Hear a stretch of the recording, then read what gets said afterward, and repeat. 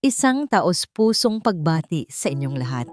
Mga mahal kong kakwentuhan, muli na namang bumubukas ang aklat ng buhay at sa bawat pahina nito, may mga pusong masusugatan, may mga lihim na mabubunyag. Samahan niyo akong muli sa isang paglalakbay na susubok sa tatag ng isang babae. Paano nga ba kung ang mismong paraisong pinapangarap mo ay bigla na lang maging isang impyerno?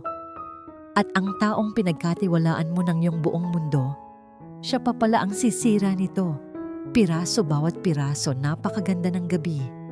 Isang matamis na ngiti ang sumilay sa mga labi ni Tala. Sinag Valdez habang pinagmamasdan ang kanyang obra.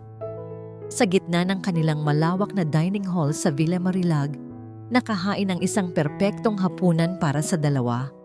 Kumikislap ang mga kubyertos na pilak sa ilalim ng ilaw mula sa chandelier. At ang dalawang kandilang nasa gitna ng mesa ay sumasayaw. Nagbibigay ng mainit at romantikong liwanag. Ito ang kanilang ika-5 anibersaryo. 5 taon mula nang pakasalan niya si Marco de Villa, ang lalaking nagbigay sa kanya ng lahat. Isang marangyang buhay, isang apelyidong respetado, at isang pag-ibig na inakala niyang panghabang buhay. Hinaplos niya ang kanyang suot na mamahaling seda na bestida. Isang regalo mula kay Marco noong nakaraang taon. Lahat ay perpekto. Hinihintay na lang niya ang kanyang asawa. Napatingin siya sa relos. Medyo huli na si Marco sa usapan nila, pero sanay na si Tala. Isang abalang tao ang kanyang asawa, ang CEO ng De Villa Corporation. Marahil ay naipit lang sa isang mahalagang pulong. Inayos niya ang isang hibla ng buhok na naligaw sa kanyang muka at muling sinilip ang mesa. Ang paboritong steak ni Marco, ang pinakamahal na alak, at ang dessert na siya mismo ang gumawa. Nais niyang maging espesyal ang gabing ito. Nais niyang ipaalala sa kanilang dalawa ang pangako na binitiwan nila sa harap ng dambana. Ilang sandali pa, narinig niya ang ugong ng sasakyan ni Marco sa labas. Isang pamilyar na kaba ang gumapang sa kanyang dibdib. Isang kaba ng pananabik. Mabilis siyang tumayo para salubungin ito. Ngunit bago pa man siya makarating sa pinto, narinig niya ang pag-vibrate ng isang telepono sa ibabaw ng maliit na mesa sa may pasilyo. Naiwan ni Marco ang kanyang personal na telepono. Napangiti si Tala. Kinuha niya ito, balak na iabot sa asawa pagpasok nito. Ngunit sa pag-angat niya ng telepono, umilaw ang screen. Isang mensahe mula sa isang pangalang nagpatigil sa kanyang paghinga. Denise Laurel, ang matalik niyang kaibigan, ang lagi niyang karamay. At sa ilalim ng pangalan nito, ang mga salitang dumurog sa kanyang mundo. Kailan mo siya iiwan para sa atin? I'm tired of hiding, Marco. Nanlamig ang buo niyang katawan. Paulit-ulit niyang binasa ang mga salita. Umaasang nagkamali lang siya ng intindi. Hindi maari. Si Denise? Si Marco? Kasabay noon ang pagbukas ng pinto. Pumasok si Marco. Bahagyang nagulat na makita si Tala na nakatayo roon. Hawak ang kanyang telepono. Babe, you're still up. Sabi ni Marco. Tinatanggal ang kanyang kurbata. Sorry, I'm late. May tinapos lang na importante. Hindi umimik si Tala. Dahan-dahan niyang itinaas ang telepono. Nakabukas pa rin ang screen sa mensahe ni Denise. Ang nangiti sa mukha ni Marco ay dahan-dahang naglaho, napalitan ng isang malamig at kalkuladong ekspresyon. Ano to, Marco? Tanong ni Tala. Basag ang kanyang boses. Anong ibig sabihin nito? Hindi sumagot si Marco. Sa halip, lumapit ito at pilit na inagaw ang telepono mula sa kanyang kamay. Ang katahimikan sa pagitan nila ay mas mabigat pa sa anumang sigaw. Huwag mong pakialaman ang gamit ko, Tala. Sabi nito sa mababang tono. Kaibigan ko siya, Marco. Kapatid ang turing ko sa kanya. Nagsimulang mamuo ang mga luha sa kanyang mga mata. Paano ninyo nagawa sa akin to? Isang mapaklang tawa ang kumawala mula kay Marco. Anong inaasahan mo, Tala? Na habang buhay akong magtitiyaga sa isang tulad mo You're boring. You're weak. Si Denise, naiintindihan niya ako. Kaya niyang sumabay sa akin. Bawat salita ay parang isang punyal na tumatarak sa kanyang puso. Ang lalaking pinangarap niya, ang buhay na inakala niyang perpekto. Lahat ay kasinungalingan. Sinungaling ka! Sigaw niya at sa unang pagkakataon, isang sampal ang pinakawalan niya sa pisngi nito. Ang mukha ni Marco ay umigting sa galit. Ang mga mata nito, na dati puno ng pagmamahal para sa kanya, ay ngayon nagliliyab sa puot. Wala kang karapatan. Sa isang mabilis na kilos, tinulak siya nito ng buong lakas. Nawalan ng balanse si Tala. Ang kanyang takong ay sumabit sa makapal na alpombra. Bumagsak siya sa makintab na sahig na gawa sa marmol. At kasabay ng kanyang pagbagsak, isang nakakabinging lagutok ang umaling-awngaw sa buong silid. Isang matinding sakit ang biglang kumalat mula sa kanyang kaliwang binti. Napasigaw siya, hindi lang dahil sa sakit na pisikal, kundi dahil sa sakit ng katotohanang ang lalaking nangakong poprotektahan siya ang siyang dumurog sa kanya. Literal. Tiningnan siya ni Marco mula sa itaas. Walang bahid ng pagsisisi sa mukha nito. Para siyang isang basurang nakakalat sa sahig. Diyan ka lang, malamig na sabi nito. Pag-isipan mo ang ginawa mo. Naglakad ito patungo sa pinto. Hindi man lang siya nilingon. Kinuha nito ang susi at narinig ni Tala ang pag-click ng lock. Ikinulong siya. Nanginginig. Sinubukan niyang gumapang. Pero ang sakit sa kanyang binti ay parang apoy na tumutupok sa kanyang buong katawan. Nakita niya ang namumuong dugo sa sahig kung saan tumama ang kanyang binti. Ang perpektong hapunan sa anibersaryo ay nanatiling hindi nagagalaw sa mesa. Isang malupit na paalala ng kanyang mga basag na pangarap. Ilang saglit pa, narinig niya ang ugong ng makina ng sasakyan ni Marco. Papalayo. Papaalis. Iniwan siya. Iniwan siyang mag-isa. Duguan at wasak sa malamig na sahig ng kanilang tahanan. Sa gabing iyon, namatay ang dating Tala. At sa mga abo ng kanyang durog na puso, isang bagay ang nagsimulang umusbong. Isang uhaw. Uhaw hindi para sa pag-ibig, kundi para sa paghihiganti. Ang unang nagmulat sa kamalayan ni Tala ay ang amoy. Amoy ng antiseptiko at gamot. Isang amoy na malinis, ngunit malamig at nakakakilabot. Kasunod noon ay ang pakiramdam. Nakahiga siya sa isang malambot na kama na babalot ng kumot na masuyo sa kanyang balat, malayong malayo sa matigas at nagyayelong sahig na marmol na huli niyang natatandaan. Dahan-dahan niyang iminulat ang kanyang mga mata. Isang puting kisame ang sumalubong sa kanya. Iginapang niya ang kanyang tingin sa paligid. Hindi ito isang ordinaryong silid sa ospital. Malawak ang kwarto, may sariling sofa set sa isang sulok at isang malaking bintanang salamin na natatakpan ng mamahaling kurtina. Mukha itong isang suite sa isang 5-star hotel, kung hindi lang dahil sa IV drip na nakakabit sa kanyang kamay at sa mahinang tunog ng monitor sa tabi ng kanyang kama. Sinubukan niyang bumangon, ngunit isang matalas na kirot ang biglang kumalat mula sa kanyang kaliwang binti at napadaing siya. Napatingin siya sa ilalim ng kumot. Ang kanyang binti ay maayos na, nakabalot sa isang makapal at puting cast. Totoo ang lahat. Ang pagtataksil, ang sampal, ang pagtulak, ang nakakabinging lagutok ng kanyang buto.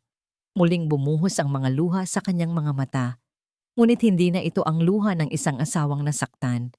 Ito ay luha ng galit, ng kawalan ng pag-asa. Sino ang nagdala sa kanya rito? Nasaan si Marco? Ang mga tanong ay bumalot sa kanyang isipan, nagdulot ng panibagong alon ng takot at pagkalito. Kasabay noon, marahan na bumukas ang pinto ng silid.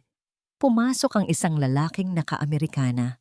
Matangkad, tuwid ang tindig, at may buhok na may mga guhit na ng pilak sa magkabilang sentido. Ang kanyang ama, si Aman Ledesma. Papa? Mahinang tawag ni Tala. Ang kanyang boses ay paos. Lumapit si Aman sa kanyang kama, ngunit may kakaiba sa kanya. Ang kanyang ama, na laging may banayad ng ngiti at malumanay na mga mata, ay wala roon. Ang lalaking nakatayo sa harap niya ngayon ay may isang ekspresyon na hindi pa niya nakikita kailanman. Matigas, malamig, at may bigat ng kapangyarihan. Ang mga mata nito ay matalas, tila kayang tumagos sa kaluluwa ng sinumang tingnan. Mabutit gising ka na anak, sabi ni Aman. Ang kanyang boses ay kalmado, ngunit walang bahid ng init. Inasikaso na ng mga pinakamahusay na doktor ang binti mo. Magagamot yan, pero mag-iiwan ng pilat. Papa, si Marco Hindi matapos nininitala ang kanyang sasabihin, paano niya ipapaliwanag ang bangungot na nangyari. Alam ko, putol ni Aman sa kanya. Alam ko ang lahat. Di hinawakan ni Aman ang isang remote sa tabi ng kama at pinindot ito.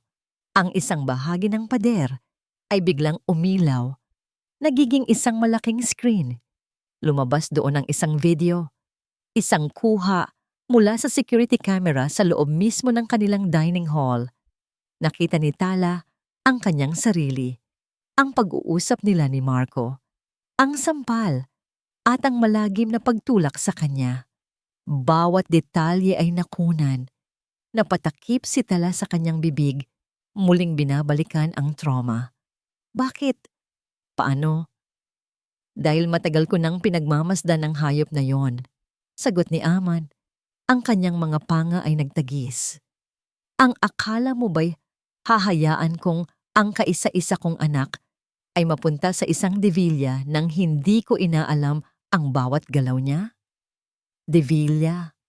Naguguluhang tanong ni Tala. Anong kinalaman ng pamilya niya? Isang mapait na ngiti ang gumuhit sa labi ni Aman. Ang Ledesma Maritime Solutions. Iyon ay isang anino lamang, Tala. Isang magandang mukha para itago ang tunay kong kapangyarihan. Ang pamilya Devilla, matagal na naming kaaway. At ang pagpapakasal sa iyo ni Marco ay hindi dahil sa pag-ibig. Isa yung estratehiya. Tila gumuho ang lahat ng pundasyon ng buhay ni Tala. Ang kanyang ama, ang kanyang asawa, ang kanyang buong buhay, lahat ay binuo pala sa mga kasinungalingan.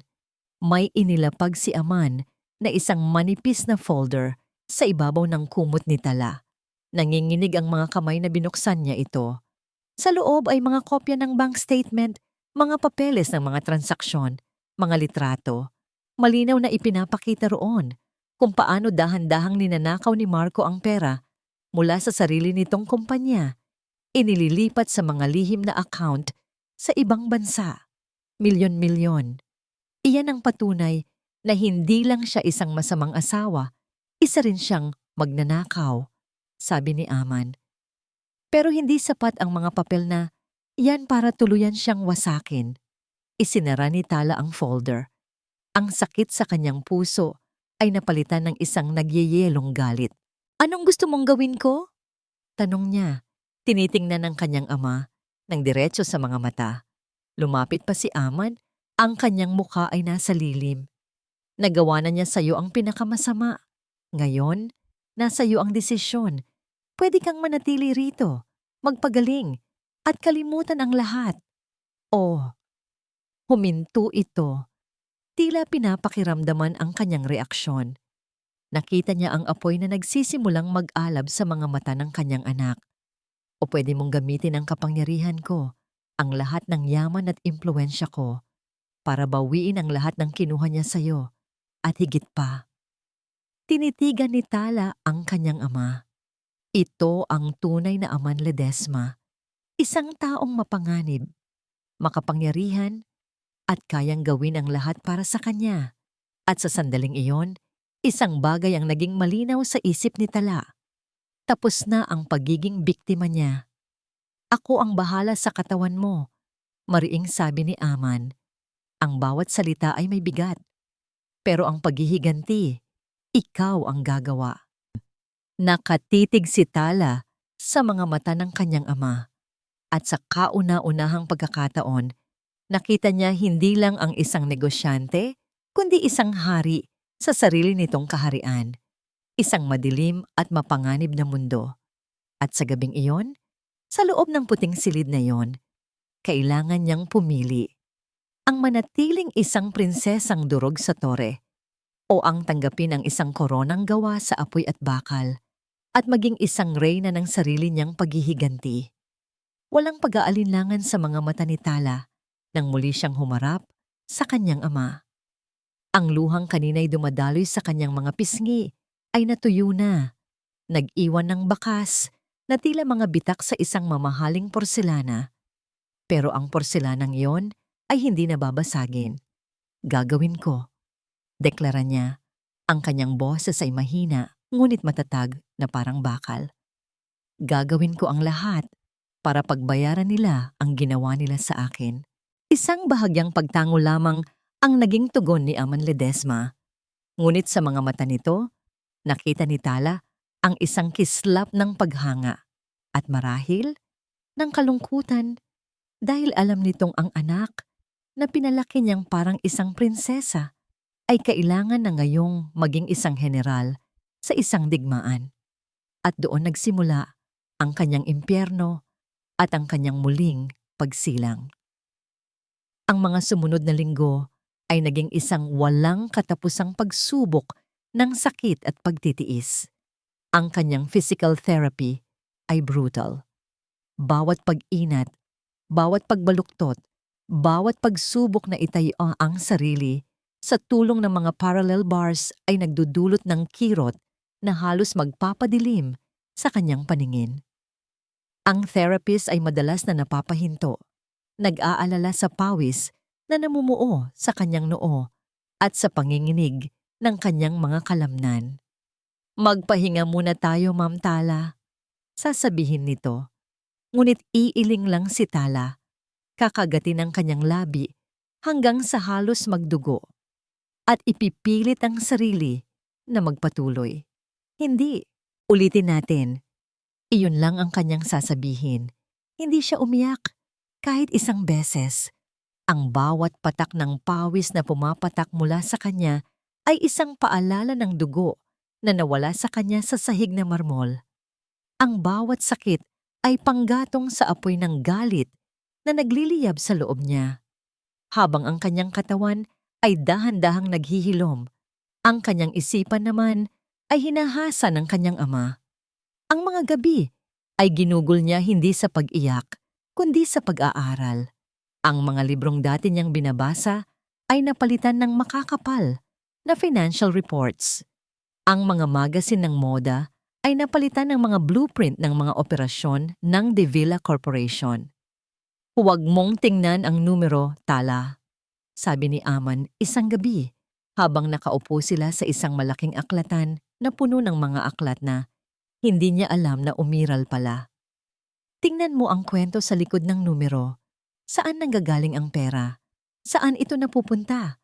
Hanapin mo ang mga butas, ang mga anay na sumisira sa pundasyon.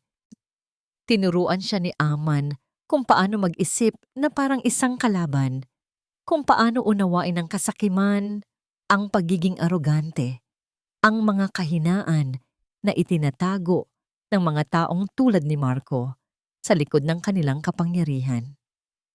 At sa bawat araw na lumilipas, ang Tala na dating abala sa pagpili ng kulay ng kurtina para sa kanilang mansyon ay natututong magplano ng pagbagsak ng isang buong imperyo. Isang umaga, isang buwan matapos ang gabing iyon, tumayo si Tala sa harap ng isang malaking salamin. Kaya na niyang tumayo ng walang saklay, kahit may bahagyang kirot pa siyang nararamdaman. Tinitigan niya ang kanyang refleksyon. Ang mahaba at alon-alon niyang buhok na laging hinahaplos ni Marco ay umabot na hanggang sa kanyang baywang. Isang simbolo ng kanyang dating buhay, isang simbolo ng babaeng hinayaan ng sarili na maging isang palamuti lamang. Walang imik, kumuha siya ng isang malaking gunting mula sa drawer. Nang pumasok ang kanyang personal na nurse para dalhan siya ng almusal. Natigilan ito sa nakita. Si Tala, nakatayo sa gitna ng silid, at sa sahig ay nagkalat ang mga lagas na hibla ng kanyang itim na buhok. Ang dati niyang mahabang buhok ay hanggang balikat na lamang, tuwid at walang buhay. Ma'am Tala, anong ginawa niyo? Gulat na tanong ng nurse. Humarap si Tala. Ang kanyang mukha ay tila inukit sa bato. Tinapon ko lang ang hindi na kailangan, sagot niya. Mula sa araw na yon, nagbago ang lahat sa kanya.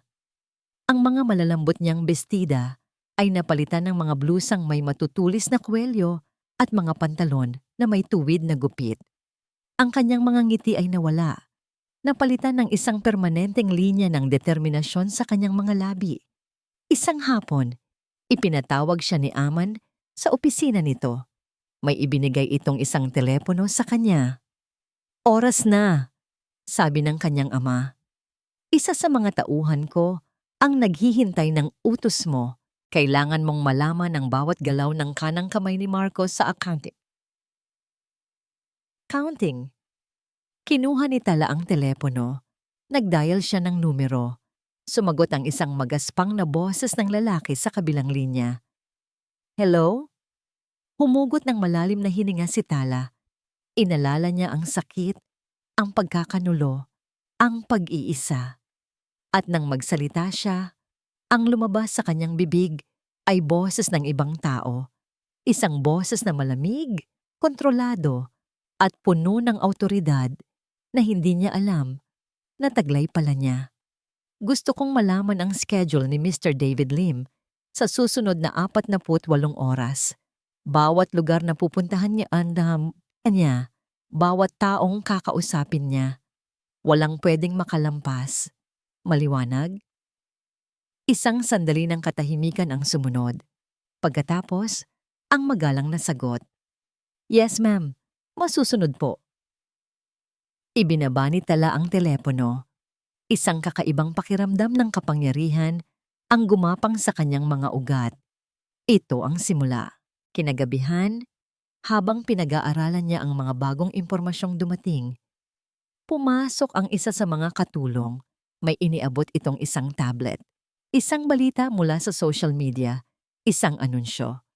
Ang De Villa Corporation ay magdaraos ng kanilang ika-30 anibersaryo sa The Azure Palace Events Hall at ang host ng gabi, ang CEO nitong si Marco De Villa, kasama ang bago nitong partner, ang socialite na si Denise Laurel. Tinitigan ni Tala ang masayang litrato ng dalawa, ang lalaking dumurog sa kanya at ang babaeng tumulong dito. Hindi siya nakaramdam ng kirot, hindi siya nakaramdam ng selos. Sa halip, isang malamig at mapanganib na ngiti ang dahan-dahang sumilay sa kanyang mga labi. Magaling! Bulong niya sa sarili. Bigyan natin sila ng isang selebrasyon na hinding-hindi nila malilimutan. Ang Cafe Dalisay ay isang lugar na madaling makaligtaan. Nakatago ito sa isang tahimik na eskinita malayo sa ingay ng syudad.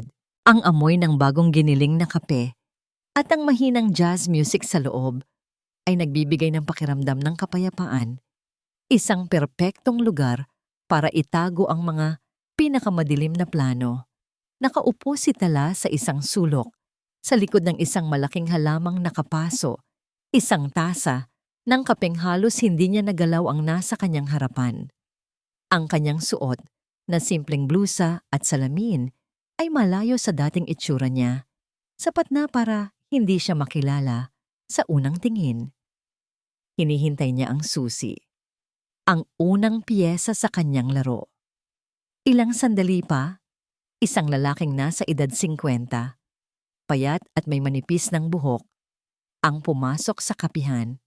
Si Antonio Sandoval, ang dating chief accountant ng De Villa Corporation.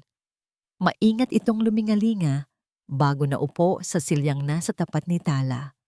Pawisan ang kanyang noo at ang kanyang mga kamay ay bahagyang nanginginig habang ipinapatong ang briefcase sa tabi niya. Salamat sa pagdating, Mr. Sandoval. Panimula ni Tala. Ang kanyang boses ay kalmado at kontrolado. Sino ka ba talaga, miss? Tanong ng lalaki, hindi mapakali. Bakit mo ako gustong makausap? Mapanganib ang mga pinag-uusapan natin sa telepono. Simple lang ang dahilan ko, Mr. Sandoval. Sagot ni Tala. Diretso siyang tinitigan sa mga mata.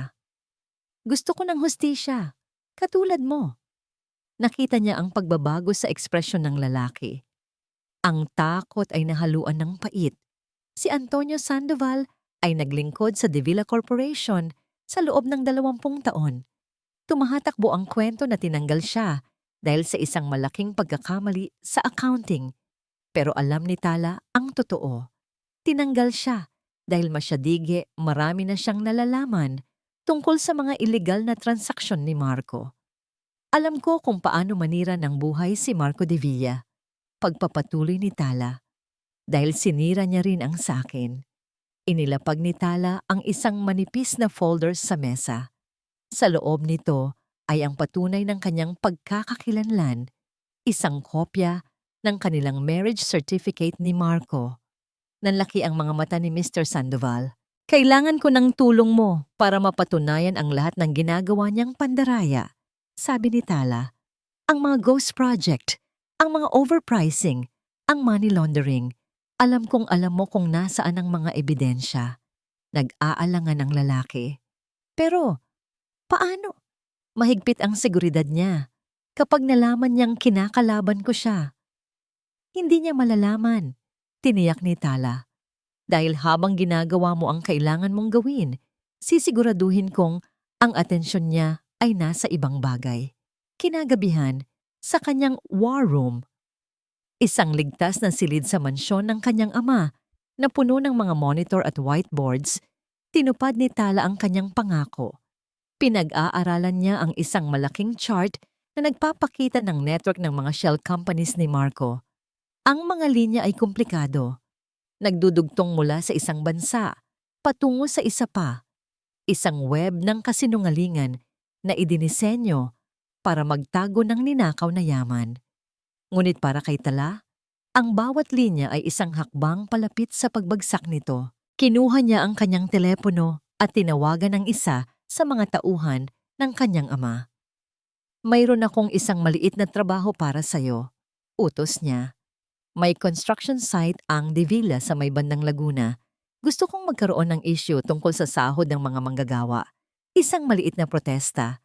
Sapat lang para makuha ang atensyon ng media at ni Marco sa loob ng ilang araw. Pagkatapos ng tawag, bumalik siya sa isa sa mga monitor. Live feed iyon mula sa isang kamera na nakatutok sa paboritong restaurant ni Marco. Nandoon ito, kasama si Denise. Nakikita niya silang nagtatawanan. Ang kamay ni Marco ay nakahaplos sa likod ni Denise. Isang pamilyar na kirot ang tumagos sa kanyang puso, pero mabilis niya itong iwinaksi. Hinigpitan niya ang kanyang kamao hanggang sa mamuti ang kanyang mga buko. Hindi ito ang oras para sa kahinaan. Ang galit ay kailangan niyang gawing panggatong, hindi lason. Isinara niya ang monitor. Sa sumunod na 2 araw, naging abala si Marco sa problemang idinulot ni Tala. Habang ang asawa niya ay nasa Laguna para ayusin ang gulo, si Mr. Sandoval naman ay malayang nakakilos. Nagawa nitong makapasok sa server ng kumpanya gamit ang isang lumang access code at na-download ang mga critical na file, ang ebidensya na wawasak kay Marco. Gabi, nasa kanyang war room ulit si Tala. Pinagsasama-sama ang lahat ng impormasyong nakuha niya. Malapit na. Konting-konti na lang at buo na ang kanyang kaso laban dito. Isang ngiti ng tagumpay ang nagsimulang gumuhit sa kanyang mga labi. Ngunit biglang nagring ang kanyang telepono. Isang hindi rehistradong numero. Kinabahan siya. Sinagot niya ito. Isang pamilyar na boses ang narinig niya. Ngunit puno ng hindi maipaliwanag na takot. Si Mr. Sandoval. Hello? Ma'am Tala? Hingal na sabi nito. May problema. Anong problema, Tony? Kalma ka lang. Sagot ni Tala. Tumatayo mula sa kanyang upuan. Nandito sila, mga tauhan ni Marco. Pinapahalughog ang opisina ko. May nalaman yata siya. Nanlamig ang dugo ni Tala. Paano? Ang mga file, ang hard drive. Patuloy ng lalaki. Ang boses ay nagpapanik na. Nasa ilalim ng mesa ko. Mahahanap nila. Mahahanap nila, Ma'am Tala. Anong gagawin ko? Nabitawan ni Tala ang hawak niyang ballpen, ang lahat ng pinaghirapan niya, ang lahat ng ebidensya. Ang tanging bagay na makakapagpabagsak kay Marco ay ilang pulgada na lang mula sa pagkakatuklas. Ang kanyang maingat na plinano at itinayong kastilyong buhangin ay biglang hinahampas ng isang malaking alon. Incompetent! Ang sigaw ni Marco de Villa ay umalingaw-ngaw sa loob ng kanyang malawak at marangyang opisina sa pinakatuktok ng De Villa Tower. Nanginginig sa takot ang project manager na nakatayo sa harap ng kanyang mesa, hindi magkanda-ugaga sa pagpulot ng mga papel na nagkalat matapos ihagis ni Marco. Isang maliit na problema sa sahod, hindi ninyo naagapan agad? Malamig na tanong ni Marco, pinipigilan ang sarili na ibato ang babasaging tumbler sa pader. Ngayon, laman tayo ng balita. Nagmumukha tayong mga ganid na kapitalista. At dahil sa katangahan ninyo, naantala ang proyekto sa Laguna ng 1 linggo. Sorry po, Sir Marco. Hindi po namin inaasahan na ganoon kabilis lalaki ang gulo. Halos pabulong na sagot ng manager. Lumayas ka sa harapan ko. Utos ni Marco. Hindi na ito tinitingnan. Ayusin mo yan. O sisiguraduhin kong hindi ka na makakahanap ng trabaho kahit saan. Mabilis na tumalima ang lalaki. Nang mag-isa na lang si Marco, sinuklay niya ng kanyang mga daliri, ang kanyang buhok, isang ugat sa kanyang sentido, ang pumipintig sa inis. Hindi lang ito tungkol sa pera o sa naantalang proyekto, may iba pa. Isang pakiramdam na hindi niya maintindihan. Sa loob ng nagdaang mga linggo, sunod-sunod ang mga maliliit na aberya sa kanyang negosyo. Isang deal na biglang umatras, isang supplier na biglang nagkaproblema, mga bagay na kung iisipin ay normal lang sa negosyo, pero ang pagkakasunod-sunod nito, tila may nagmamanipula. Tila may isang aninong kumikilos sa dilim, dahan-dahang pinuputol ang mga tali ng kanyang imperyo. Marahang bumukas ang pinto at pumasok si Denise Laurel. May dalang 2 kopita ng champagne. Nakasuot ito ng isang pulang bestida na lalong nagpapatingkad sa kanyang alindog. Mukhang kailangan ng aking hari ng pampakalma. Malambing na sabi nito. Inilapag ang isang kopita sa mesa ni Marco at umupo sa kandungan nito. Hayaan mo na yon, babe. Maliliit na bagay lang yan. Hinalikan siya ni Denise, ngunit kahit na tinugon ni Marco ang halik, ang isip niya ay nasa ibang lugar. Ang pakiramdam ng pagiging hindi kontrolado ay kinamumuhuian niya. Hindi ito maliit na bagay, Denise, sabi niya. Dahan-dahang itinutulak ito palayo. May gumagalaw, may kumakalaban sa akin. Sino naman? Natatawang sabi ni Denise. Lahat ng malalaking kalaban mo, matagal mo nang pinatahimik. Walang sino mang mangangahas na banggain ka. Ngunit sa isip ni Marco, may isang pangalan na paulit-ulit na bumabalik. Isang matandang anino mula sa nakaraan. Isang pangalan na kinamumuhian ng kanyang ama. Kinuha ni Marco ang kanyang telepono at tinawagan ang kanyang pinakapinagkakatiwalaang tauhan, si Rico. Rico? Sabi niya pagkasagot nito. May ipapagawa ako sa'yo. Alamin mo ang lahat ng tungkol kay Aman Ledesma. Bawat galaw niya sa nakalipas na 2 buwan. At isa pa, nag-atubili siya. Hanapin mo si Tala. Natahimik ang kabilang linya. Sir, akala ko po ba? Gawin mo na lang ang sinabi ko. Putol ni Marco at ibinaba ang tawag. Aman Ledesma, ang ama ni Tala. Isang matandang buwaya sa industriya ng shipping na bigla na lang nanahimik ilang taon na ang nakalipas. Posible kayang bigla ang alaala ng gabing iyon ay bumalik sa kanya.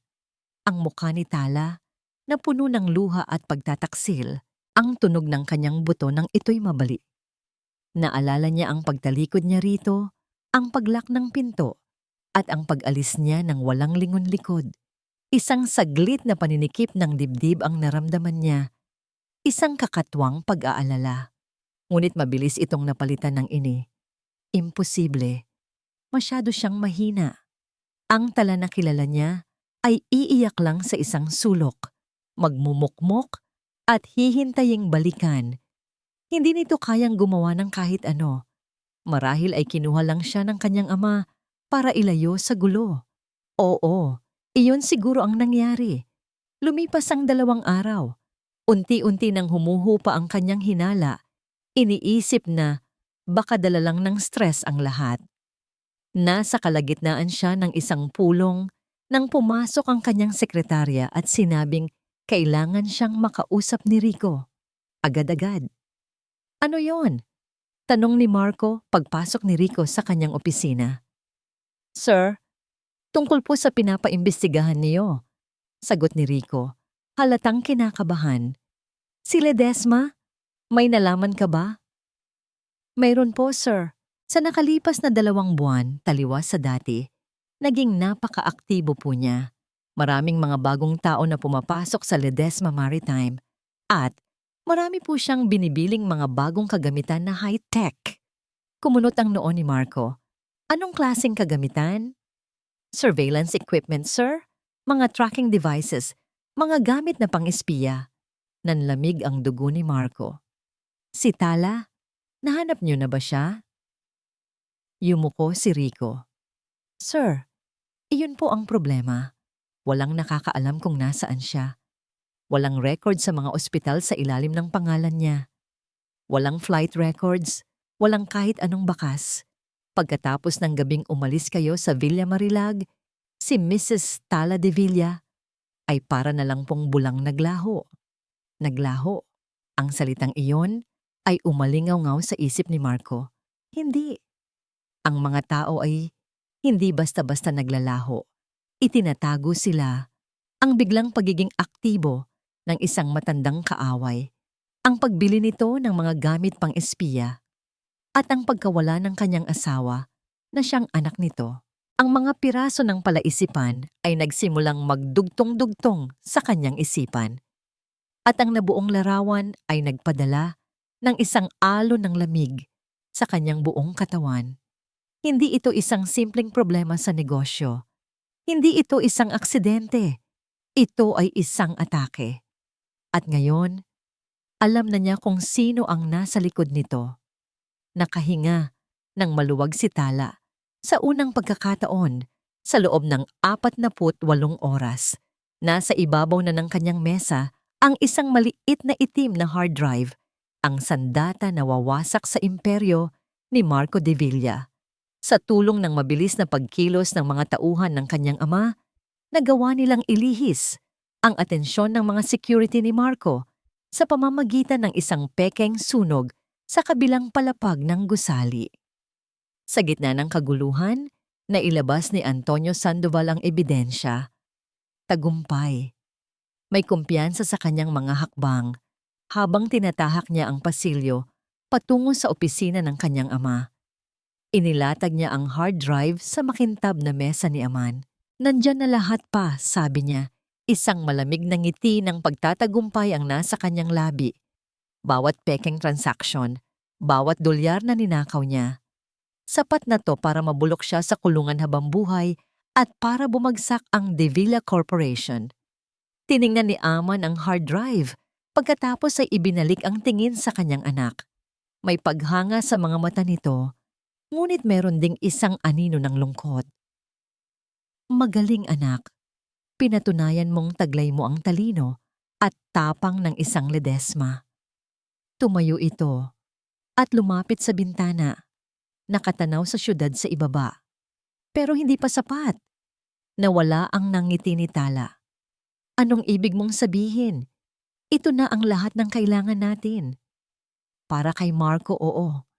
Sagot ni Aman. Hindi lumilingon. Pero ang laban na to ay hindi lang tungkol kay Marco. Humarap ito sa kanya. May kailangan ka pang malaman. Isang bagay na matagal kong itinago sa'yo. Kinahapunan, muli silang nagkita sa Kape Dalisay. Ang lugar na dati simbolo ng kanilang mga lihim na plano ay nabalot ngayon ng isang mabigat na tensyon. Walang nagsasalita. Inilapag ni Aman sa mesa hindi ang isang folder o isang hard drive, kundi isang bagay na tila galing pa sa ibang panahon. Isang lumang cassette tape at isang maliit, de-bateryang cassette player. Ano to? Nagtatakang tanong ni Tala. Ang tunay na dahilan kung bakit kailangan mong wasakin hindi lang si Marco, kundi ang buong pamilya De Villa at ang mga kasabwat nila. Sagot ni Aman, ang kanyang boses ay may pait. Pakinggan mo yan, mag-isa. Hindi na nagsalita pa ang kanyang ama. Tumayo ito at umalis. Iniwan si Tala na nakatitig sa isang relikya ng nakaraan. Gabi. Bumalik si Tala sa kanyang war room, ang lugar na naging kanyang santuwaryo. Ang mga screen na nagpapakita ng mga stock prices at mga security feeds ay tila lumayo sa kanyang paningin. Ang tanging mahalaga ngayon ay ang maliit na piraso ng plastik sa kanyang kamay. Nanginginig ang kanyang mga daliri habang isinasak niya ang tape sa player. Ang pag-click nito ay tila isang putok ng baril sa katahimikan ng silid. Huminga siya ng malalim at pinindot ang play button. Sa simula, isang mahinang hislang ang kanyang narinig. Isang tunog mula sa nakalipas. Pagkatapos, isang kaluskos. Sinundan ng dalawang boses, mga boses na pamilyar, ngunit mas bata, mas matalas. Ang isa ay sa isang lalaki, ang isa ay sa isang babae. Lalaki. Nakausap ko na ang mga tao ko. Isang simpleng aksidente sa daan lang ang gagawin. Malinis. Walang makakahalata. Biglang nanuyo ang lalamunan ni Tala. Ang boses na yon, kilala niya. Iyon ang boses ng ama ni Marco, si Don Ricardo de Villa. Babae. Mabuti, si Alona ay nagiging problema na. Masyado siyang matalino. Malapit na niyang matuklasan ang tungkol sa mga kargamento natin. Kailangan na siyang mawala bago pa niya masira ang lahat para sa atin. Ang hangin ay tila ninakaw mula sa mga baga ni Tala. Ang boses ng babae. Imposible. Iyon ang boses ng ina ni Denise, si Senyora Carmela Laurel, isang matagal ng business partner ng mga De Villa. Si Alona, ang kanyang ina, Don Ricardo. Huwag kang mag-alala, Carmela. Sa pagkawala ni Alona, si Aman ay magiging abala sa pagluluksa. Magkakaroon tayo ng sapat na panahon para ilipat ang kontrol ng ruta sa atin. Ito na ang pagkakataon nating tuluyang patahimikin ang mga Ledesma, Carmela. Kawawang Alona. Akala niya, tunay siyang kaibigan. Hindi niya alam, sa negosyo, walang personalan. Hindi na niya kaya. Ang cassette player ay dumulas mula sa kanyang nanginginig na kamay at bumagsak sa sahig na may malakas na kalabog. Napaluhod si Tala, ang kanyang mga kamay ay nakatakip sa kanyang bibig. Pinipigilan ng isang sigaw na gustong kumawala mula sa kaibuturan ng kanyang kaluluwa. Ang pagkamatay ng kanyang ina, ang sinabing car accident. Ang buong buhay niya, iyon ang alam niyang katotohanan. Isang trahedya, isang aksidente. Ngayon, nalaman niya. Hindi iyon aksidente. Iyon ay isang pagpatay. Isang malamig at kalkuladong pagpatay na binalak ng ama ng lalaking kanyang pinakasalan at ng ina ng babaeng tinuring niyang kapatid. Ang sakit ng pagtataksil ni Marco ay isang sugat lamang. Ito ay ang pagdurog sa kanyang buong pagkatao. Ang pundasyon ng kanyang buhay ay gumuho sa isang iglap. Gumapang siya sa sahig, pinulot ang player. Muli niyang pinindot ang play. Paulit-ulit. Paulit-ulit niyang pinakinggan ang mga boses na humatol sa kamatayan ng kanyang ina, hanggang sa ang bawat salita ay nakatatak na sa kanyang isipan na parang markang bakal. Ang kanyang mga luha ay tumigil sa pag-agos. Ang kanyang kalungkutan ay naging isang nagbabagang galit na mas mainit pa sa araw. Hindi na ito tungkol sa isang sirang kasal. Hindi na ito tungkol sa isang bali na binti. Ito ay para sa kanyang ina. Ang plano niya ay nagbago. Hindi na sapat ang pagpapabagsak sa kanila. Kailangan niyang wasakin sila. Kailangan niyang kunin ang lahat mula sa kanila hanggang sa wala nang matira, kundi ang abo ng kanilang mga kasinungalingan. Ang war room ay hindi na lang isang silid ng pagpaplano. Naging isa na itong dambana.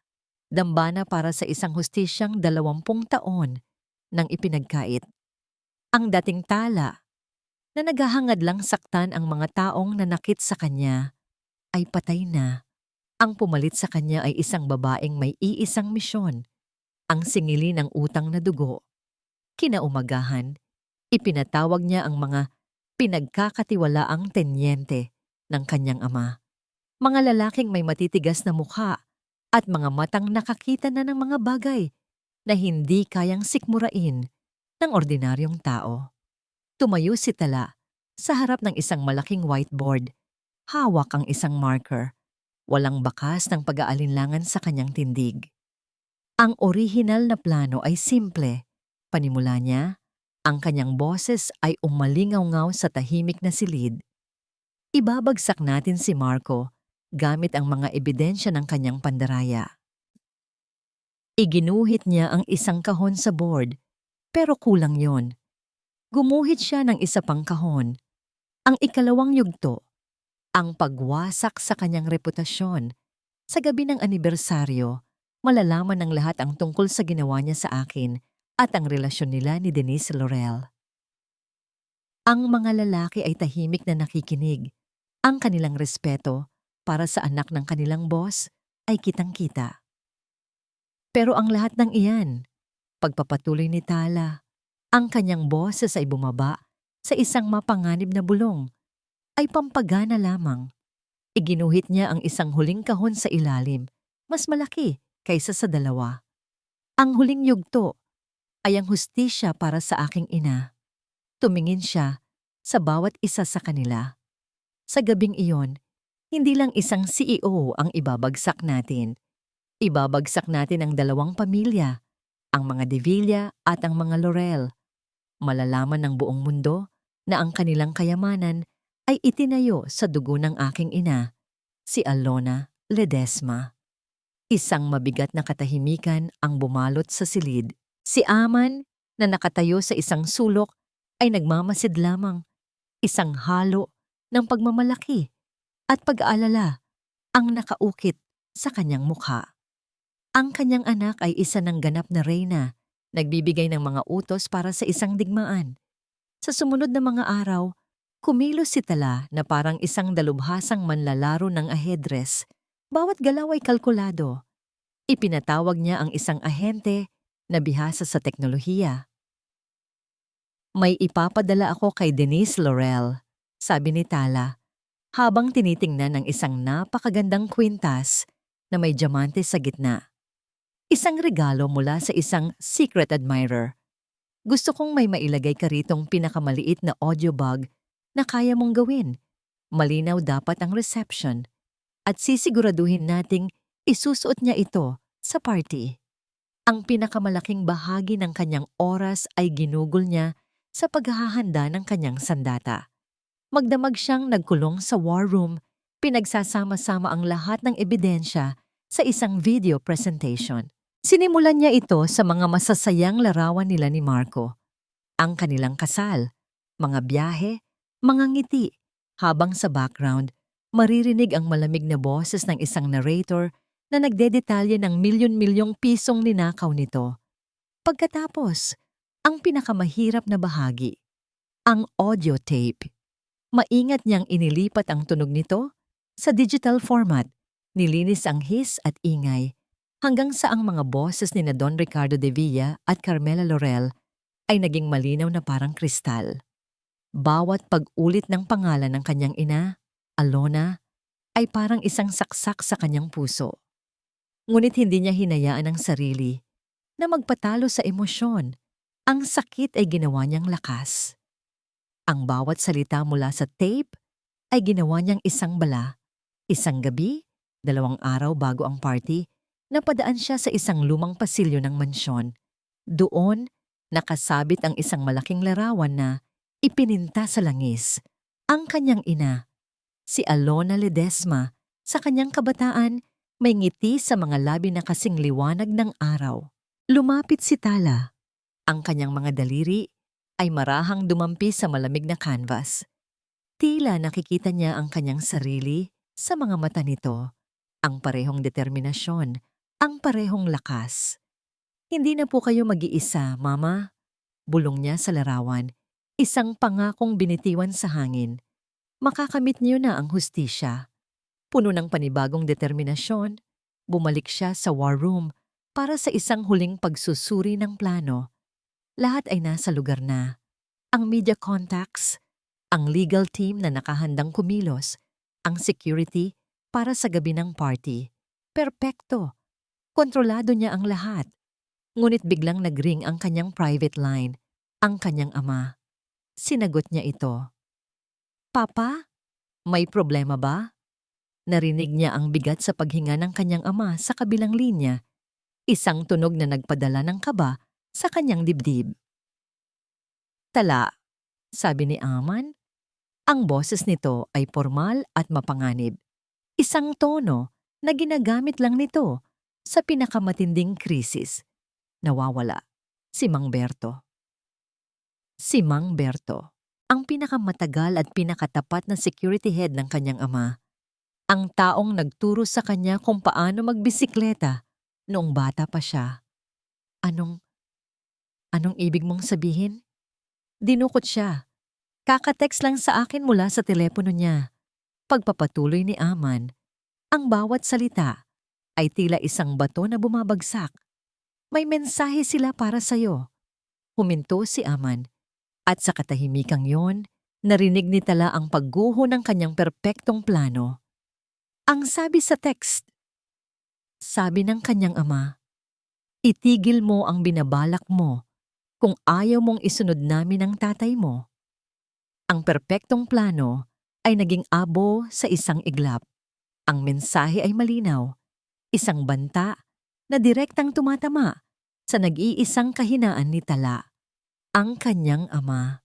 Ang digmaang akala niya ay kontrolado niya ay biglang nagkaroon ng sariling buhay, isang halimaw na ngayon ay nagbabantang lamunin ang mga mahal niya sa buhay.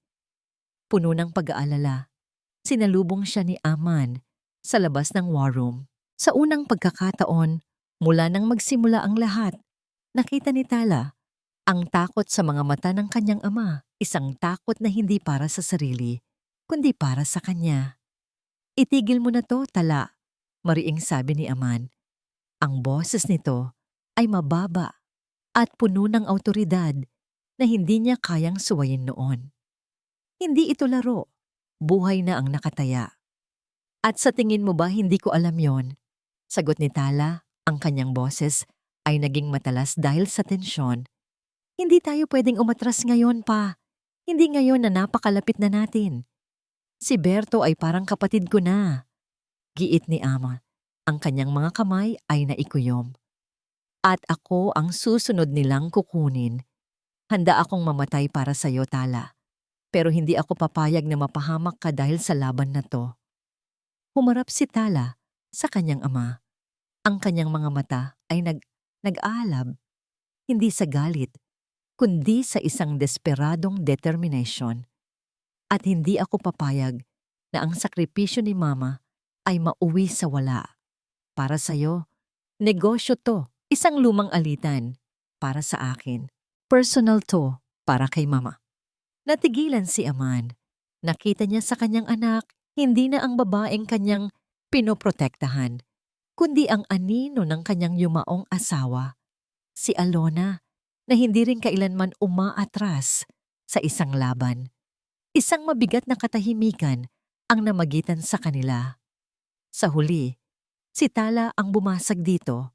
Isang bagong plano ang nabubuo sa kanyang isipan, mas delikado, Mas mapangahas. Gagamitin natin to laban sa kanila, sabi niya. Akala ni Marco, natakot niya ako. Akala niya, nakuha niya ang kahinaan ko. Sige, ibibigay ko sa kanya ang gusto niya. Hindi maintindihan ni Aman ang ibig niyang sabihin. Tatawagan ko siya, paliwanag ni Tala. Magmamakaawa ako. Magpapakita ako ng takot. Magiging ako ulit ang dating Tala na kilala niya, ang mahina at iyaking asawa. At habang abala siya sa pagtamasa ng kanyang tagumpay, habang nakikipag-usap siya sa akin, hahanapin ninyo kung nasaan si Mang Berto. Masyadong mapanganib, tutol ni Aman. Malalaman niyang may patibong. Hindi, matatag na sabi ni Tala. Dahil ang kahinaan ni Marco ay ang kanyang kayabangan.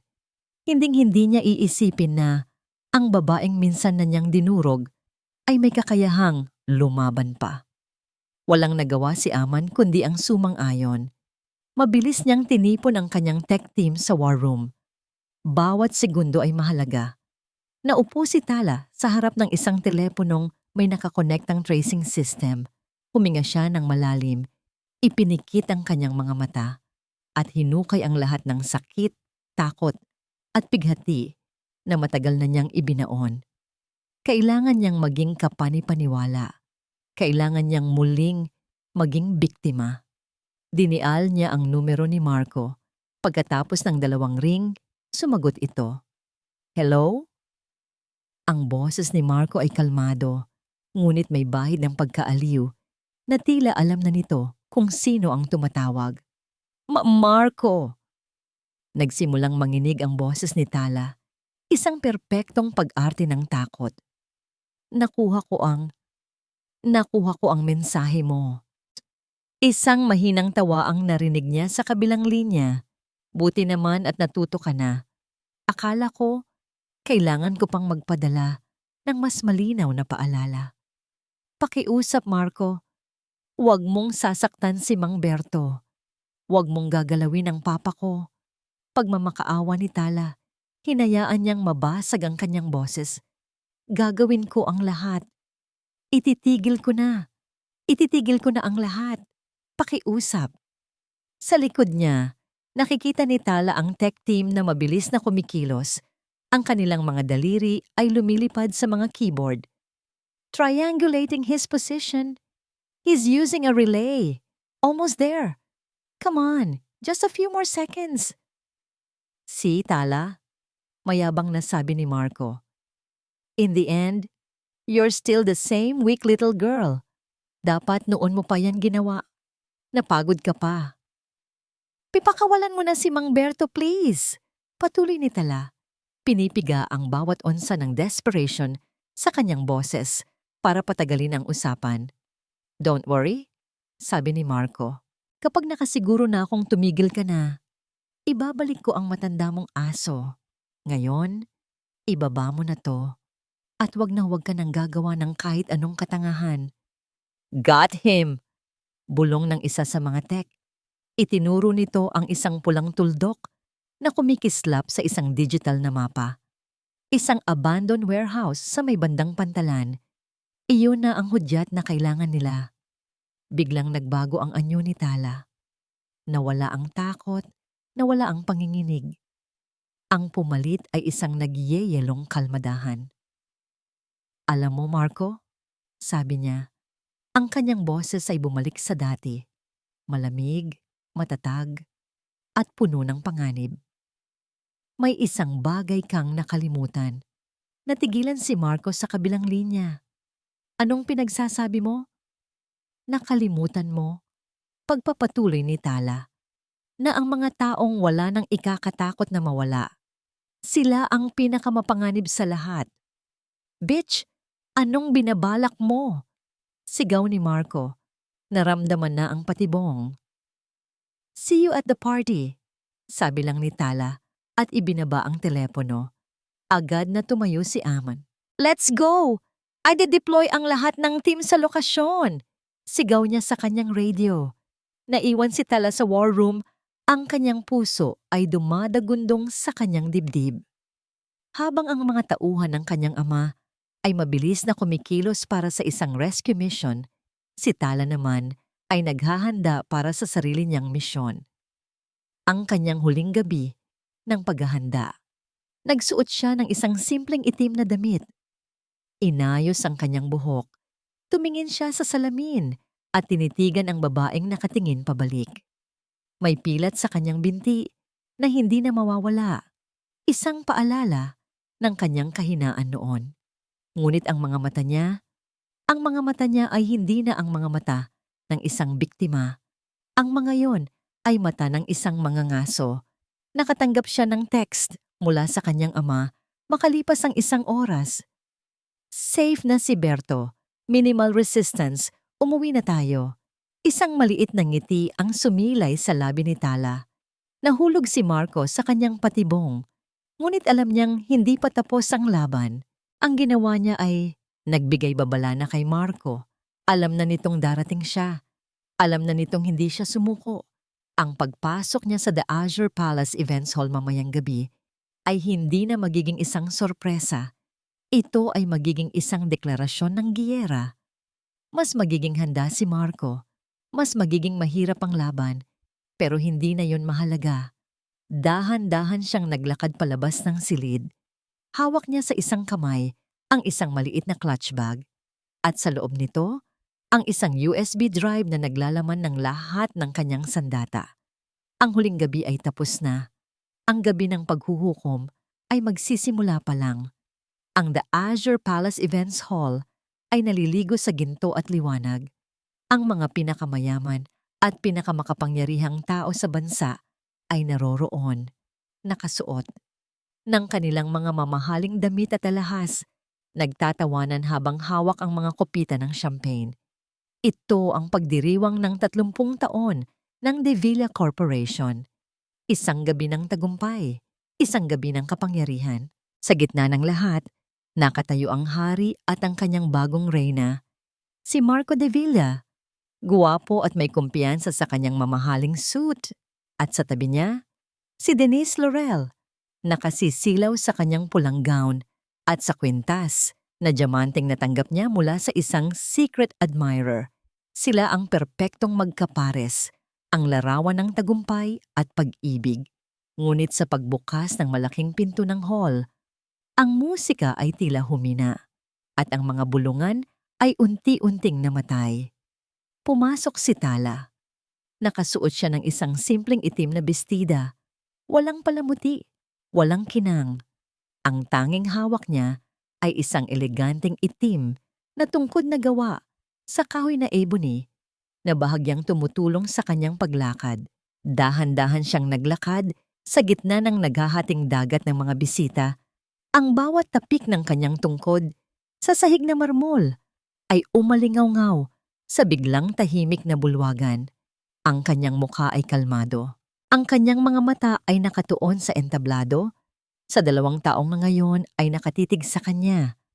Ang kanilang mga ngiti ay nagyelo sa kanilang mga mukha. Gulat, pagkalito, at takot. Nang marating niya ang paanan ng entablado, walang sino mang humarang sa kanya. Dahan-dahan niyang inakyat ang mga baitang. Kinuha niya ang mikropono mula sa kinatatayuan nito, sa tabi mismo ni Marco. Magandang gabi sa inyong lahat, panimula ni Tala. Ang kanyang boses ay malinaw at matatag. Pinalakas ng sound system. Ang pangalan ko ay Tala Sinag Valdez, ngunit marahil, mas kilala ninyo ako sa pangalang Tala de Villa, ang asawa. Isang kolektibong paghinga ng gulat ang narinig mula sa mga manonood. Nandito ako ngayong gabi, pagpapatuloy niya, para magbahagi ng isang kwento tungkol sa tagumpay, tungkol sa pag-ibig, at tungkol sa mga kasinungalingan na bumubuo sa imperyong ito. Tumingin siya ng diretso kay Marco. Ang unang kasinungalingan, ang perpektong pagsasama. Biglang umilaw ang malaking screen sa likod ng entablado. Ang dating logo ng De Villa Corporation ay napalitan ng isang litrato. Isang litratong medikal ng isang basag na buto, malinaw na kuha mula sa isang x-ray. Sinundan ito ng mga litrato ng kanyang mga pasa, ng kanyang binti na nasa cast. Ito ang nakuha ko sa aming ikalimang anibersaryo, sabi ni Tala. Ang kanyang boses ay walang emosyon. Isang bali na binti mula sa lalaking nangakong mamahalin ako habang buhay. Ang bulungan ay naging isang malakas na ugong. Ang mga kamera ng media ay nagsimulang mag-flash. Ang ikalawang kasinungalingan, ang malinis na negosyo. Ang mga litrato ay napalitan ng mga dokumento, mga bank statement, mga flowchart na nagpapakita ng isang komplikadong web ng mga transaksyon na dumadaloy patungo sa mga offshore accounts. Ito ang pundasyon ng De Villa Corporation, deklara ni Tala. Milyon-milyong piso na ninakaw mula sa mga empleyado, sa gobyerno at sa inyo, ang mga investors. Nakita ni Tala ang gulat at galit sa mukha ng mga negosyanteng naroroon. Si Marco ay namumutla. Ang kanyang mga kamao ay nakakuyom sa kanyang tagiliran. Marco, paalisin mo yan dito! Sigaw ni Denise. Sinusubukang agawin ng mikropono. Ngunit pinigilan siya ni Tala. Huwag kang mag-alala, Denise. May bahagi ka rin sa kwentong ito. Tumingin si Tala sa sound technician na tauhan pala ng kanyang ama at tumango. Play it. Biglang isang pamilyar na boses ang umalingaw-ngaw sa mga speaker. Boses ni Denise. Kailangan nating mag-ingat. Paano kung malaman niya ang tungkol sa atin? O mas malala, paano kung may malaman siya tungkol sa nangyari sa mga magulang natin noon? Ang boses ay mula sa bug na nakatago sa kwintas na suot-suot mismo ni Denise. Isang pag-uusap nila ni Marco ilang minuto lang bago magsimula ang party. Hinawakan ni Denise ang kwintas sa kanyang leeg. Ang kanyang mukha ay nabalot ng purong takot at hindi paniniwala. Ang lahat ng mata ay nasa kanya. Wasak na ang lahat para sa kanila. Ang pera, ang reputasyon, ang mga lihim. Sa puntong yon, isang bagay sa loob ni Marco ang nabali. Ang kanyang kayabangan, ang kanyang kontrol. Lahat ay nawala. Ang natira na lang ay ang primal na galit ng isang hayop na nasukol. Hayop ka! Sigaw niya at sa isang mabilis na kilos, sumugod siya patungo kay Tala. Ang kanyang mga kamay ay nakaumang sa leeg nito. Ang mga bisita ay nagsigawan. Ngunit bago pa man makalapit si Marco, dalawang lalaking nakaitim na suit ang biglang lumitaw sa magkabilang gilid ni Tala. Mabilis nilang sinalubong si Marco, pinilipit ang kanyang mga braso sa likod at iniluhod siya sa sahig. Ang mga tauhan ni Aman Ledesma. Nakatayo si Tala, hindi man lang kumurap. Nakatingin sa nagwawalang si Marco sa sahig. Ang kanyang hari ay bumagsak na. Dahan-dahan siyang yumuko. Ang kanyang mukha ay ilang pulgada na lang mula sa mukha ni Marco. Tinitigan niya ito sa mga mata. Ang mga matang minsan niyang minahal na ngayon ay puno ng walang hanggang puot. Hindi pa ako tapos. Bulong niya. Sapat lang para marinig nito. Nakatayo si Tala sa gitna ng entablado, tila isang itim na anino sa gitna ng kaguluhan. Ang mga ilaw ng kamera ay walang tigil sa pag-flash. Ang mga bulungan ay naging mga sigaw ng pagkabigla. Sa sahig, si Marco ay pinipigilan ng dalawang bantay. Ang kanyang mukha ay puno ng galit at kahihiyan. Binaliwala ni Tala ang lahat ng iyon. Tumingin siya sa mga bisita, sa mga mukha ng mga taong minsan niyang tinawag na kaibigan. Ngunit ang kanyang tingin ay lumagpas sa kanila. Tumagos sa isang matandang lalaking nakaupo sa presidential table na ngayon ay kasing putla ng mantel, si Don Ricardo de Villa. At sa tabi nito ang ina ni Denise, si Senyora Carmela Laurel, na nanginginig habang hawak ang kanyang kopita. Muling itinaas ni Tala ang mikropono sa kanyang mga labi. Ang huling kasinungalingan, sabi niya. Ang kanyang boses ay bumaba. Naging isang malamig at nakakakilabot na bulong na tila gumapang sa buong bulwagan. Ang pinakamatagal, At ang pinakamadilim sa lahat, ibinigay niya ang huling hudyat sa kanyang technician. Ang video presentation sa malaking screen ay naglaho. Napalitan ito ng isang itim na screen na may simpleng audio visualizer. At mula sa mga speaker, isang tunog ang lumabas. Hindi musika, hindi boses ni Tala, kundi ang mahinang hiss ng isang lumang cassette tape. Isang nakabibinging katahimikan ang biglang bumalot sa The Azure Palace. Ang lahat ng paghinga ay tila nahinto. At pagkatapos, ang mga tinig mula sa nakaraan ay nagsimulang magsalita. Nakausap ko na ang mga tao ko. Isang simpleng aksidente sa daan lang ang gagawin. Malinis, walang makakahalata. Ang boses ni Don Ricardo de Villa, mas bata ngunit hindi maipagkakaila. Nakita ni Tala kung paano nanigas sa kanyang kinauupuan ang matandang lalaki. Ang kanyang mga mata ay nanlalaki sa gulat. Mabuti, si Alona ay nagiging problema na. Kailangan na siyang mawala. Ang boses naman ni Carmela Laurel, narinig ni Tala ang pagbagsak ng isang baso. Si Senyora Laurel napatayo, napatakip sa kanyang bibig. Ang kanyang mukha ay nabalot ng purong lagim. Si Denise, na nakatayo pa rin sa entablado, ay napatingin sa kanyang ina. Ang pagkalito ay dahan-dahang nagiging isang nakakayanig na katotohanan. Habang ang buong pag-uusap ay umuulit sa bulwagan, ang kwento ng isang malamig na pagpatay na itinago sa loob ng 20 taon. Walang sino man ang gumalaw. Sila ay mga bihag ng isang kasalanang ngayon lang nabigyan ng liwanag. Nang matapos ang tape, ang katahimikan ay mas mabigat pa kaysa sa anumang sigaw. Walang salita. Walang paghinga. Tanging ang bigat ng isang katotohanang kayang dumurog ng mga buhay. At sa gitna ng katahimikang yon, isang malakas na tunog ang bumasag sa lahat.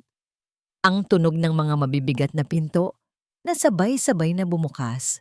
Mula sa lahat ng pasukan, pumasok ang mga pulis, nakauniporme, armado, at may determinasyon sa kanilang mga mukha. Ang mga pulang at asul na ilaw mula sa labas ay nagsimulang umikot. Ang kanilang liwanag ay nagpinta ng gulo sa loob ng marangyang bulwagan. Isang police captain ang umakyat sa entablado at kinuha ang mikropono mula kay Tala. Ricardo de Villa, anunsyo ng kapitan. Ang kanyang boses ay malakas at walang paligoy. Inaaresto ka namin para sa pagpaplano ng pagpatay kay Alona Ledesma. 20 taon na ang nakalipas. 2 pulis ang mabilis na lumapit sa matanda at pinusasan ito. Walang nagawa si Don Ricardo. Ang kanyang kapangyarihan ay naglaho. Carmela Laurel, inaaresto ka bilang kasabwat sa krimen. Humagulgol si Senyora Laurel habang kinukuha siya ng mga pulis. Si Denise ay napasigaw. Hindi, Mama. Ngunit walang sino man ang nakinig sa kanya. Denise Laurel, para sa obstruction of justice. Marco de Villa para sa kasong frustrated homicide, estafa, at bilang kasabwat sa pagtatago ng krimen ng inyong mga pamilya. Ang pag-click ng mga posa sa mga kamay ni Marco at Denise ay ang huling tunog na nagpatunay sa tagumpay ni Tala. Hinila sila ng mga pulis palayo. Sa huling pagkakataon, nagtama ang mga mata ni Marco at Tala. Wala nang galit sa mga mata nito. Tanging ang malamig at basag na pagtanggap ng isang kabuuang pagkatalo. Sa gitna ng kaguluhan, habang ang mga bisita ay nagsisiksikan palabas at ang mga pulis ay kinukuha ang mga akusado, nanatiling nakatayo si Tala sa entablado. Pinanood niyang gumuho ang lahat ng kanyang itinayo. Nang halos wala ng tao, lumapit sa kanya si Ahmed. Inilagay nito ang kanyang kamay sa balikat ni Tala. Sa liwanag mula sa mga umiikot na ilaw ng pulis, sa unang pagkakataon sa kanyang buhay, nakita ni Tala ang mga luha na namumuo sa mga mata ng kanyang matatag na ama. Para sa iyong ina, Tala, bulong ni Aman. Nakuha na natin ang hustisya para sa kanya. Tumangulang si Tala. Umalis si Aman. Iniwan siyang mag-isa sa entablado. Ang dating bulwagan na puno ng musika at tawanan ay isa na ngayong malawak at tahimik na espasyo. Nagkalat ang mga basag na kopita at mga naabandonang pangarap. Nanalo siya. Wasak na ang mga divilya, wasak na ang mga laurel. Ang hustisya para sa kanyang ina ay nakamit na. Ngunit habang nakatayo siyang mag-isa sa gitna ng kanyang tagumpay, isang kakaibang pakiramdam ang gumapang sa kanya. Isang pakiramdam ng kawalan. Ang apoy ng kanyang galit na nagpaningas sa kanya sa loob ng maraming buwan ay biglang namatay. At ang natira ay isang nakabibinging katahimikan sa loob ng kanyang puso. Tumingin siya sa kawalan, sa mga anino ng kanyang nakaraan at sa walang katiyakang hinaharap. At ngayon, bulong niya sa sarili. Ano na? Lumipas ang 6 na buwan. Ang dating opisina ni Marco de Villa sa pinakatuktok ng De Villa Tower ay halos hindi na makilala. Ang madilim na kahoy at ang mga mayayabang na palamuti ay pinalitan ng puting pader, salamin at mga eleganteng linya. Ito ay isang lugar na humihinga ng bagong buhay, ng kalinawan, ng kapangyarihan na hindi nanggagaling sa takot, kundi sa talino at paninindigan. Sa gitna ng malaking conference table, nakaupo si Talasinag Valdez. Nakikinig siya ng mabuti sa kanyang bagong board of directors. Ang kanyang mga mata ay matalas. Ang kanyang mga tanong ay laging nasa punto. Walang nag-aalinlangan sa kanyang pamumuno. Mula sa abo ng De Villa Corporation at sa lakas ng Ledesma Maritime, itinayo niya ang isang bagong kumpanya, ang Sinag Conglomerate. Isang pangalang nangangako ng liwanag. Nang matapos ang pulong, naiwan siyang mag-isa. Lumapit siya sa malaking bintanang salamin, tanaw ang buong syudad na dating naging saksi sa kanyang pagdurusa. Ngayon, ang syudad na iyon ay nasa ilalim ng kanyang mga palad. Ngunit hindi na siya ang babaeng uhaw sa paghihiganti. Ang babaeng nakatayo roon ngayon ay isang arkitekto ng hinaharap. Kinahapunan, nagkita sila ng kanyang ama sa isa sa kanilang mga bahay bakasyunan sa tabi ng dagat. Naupo sila sa veranda. Pinapanood ang dahan-dahang paglubog ng araw. Matagal silang hindi nagsalita. Hinahayaan ang tunog ng mga alon na punan ang katahimikan sa pagitan nila. Ipinagmamalaki kita, anak. Basag ni Aman sa katahimikan. Ang ginawa mo, higit pa sa inaasahan ko. Ang lahat ng ito, ikinumpas niya ang kanyang kamay, tumutukoy sa kanilang malawak na imperyo. Sa'yo na. Ang Ledesma Maritime at ang lahat ng nasa likod nito. Naintindihan ni Tala ang ibig sabihin ng kanyang ama, ang mga barko, ang mga warehouse, at ang mga anino. Ang madilim na parte ng kanilang kapangyarihan na nagbigay sa kanya ng lakas para lumaban. Dahan-dahang umiling si Tala, isang maliit at magalang na ngiti sa kanyang mga labi. Tanggap ko po ang Ledesma Maritime, Papa, at palalakihin ko pa ito. Pero, yung iba, huminga siya ng malalim. Oras na para pakawalan ang mga anino. Nakita niya ang gulat sa mga mata ng kanyang ama. Ang kapangyarihang ginamit ko para wasakin sila, Marco, ay hindi ang kapangyarihang gusto kong gamitin para magtayo, paliwanag ni Tala. Gusto kong magtayo ng isang bagay na malinis. Isang bagay na magbibigay ng tunay na liwanag. Hindi takot. Ididissolve ko ang organisasyon, ang mga ilegal na operasyon, lahat. Tinitigan siya ni Aman ng matagal. Sa mga matang yon, nakita ni Tala ang isang hari na handa nang ipasa ang kanyang korona. Ngunit ang kanyang tagapagmana ay piniling gumawa ng sarili nitong kaharian. Sa huli, isang malumanay na ngiti ang sumilay sa labi ni Aman. Tumango ito, ang iyong ina. Kung nakikita ka lang niya ngayon, mas ipagmamalaki ka pa niya. Iyon ang basbas na kailangan ni Tala. Ang pagtanggap, ang kalayaan. Kinabukasan, bago sumikat ang araw, Nag-iisa siyang nagpunta sa sementeryo. Ang puntod ng kanyang ina ay malinis at napapalibutan ng mga puting bulaklak.